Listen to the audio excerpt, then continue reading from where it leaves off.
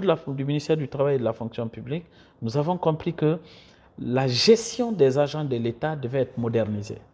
Il fallait maîtriser des effectifs. Si on ne maîtrise pas les effectifs, on ne peut faire aucune réforme de l'administration publique. Donc, ces derniers mois, nous avons travaillé pour stabiliser la base de gestion des agents de l'État.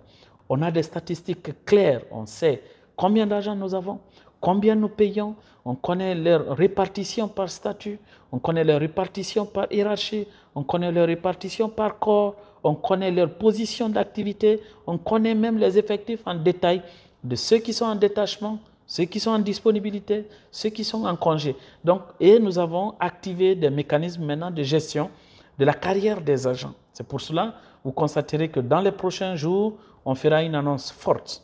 Nous nous sommes rendus compte que la gestion, la carrière presque des agents de l'État n'était plus gérée.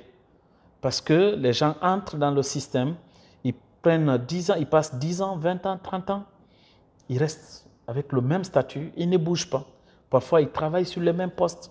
Ce n'est pas normal si on veut une administration moderne.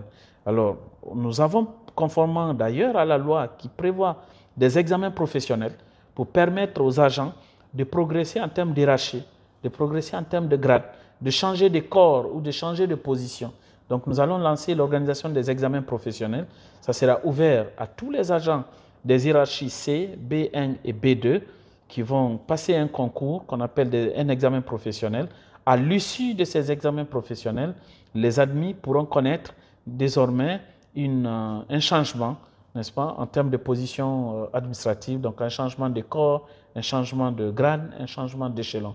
C'est une avancée majeure parce que ça aura aussi des répercussions positives sur le niveau de rémunération de ces différents agents. Tous ceux qui connaîtront un changement de grade connaîtront effectivement une évolution, n'est-ce pas, de leur rémunération. Ceux qui changeront d'échelon, c'est-à-dire qui enregistreront une augmentation d'échelon, constateront également une évolution de leur rémunération. Donc ainsi de suite. C'est pour vous dire que nous sommes en train de moderniser aujourd'hui la fonction publique guinéenne.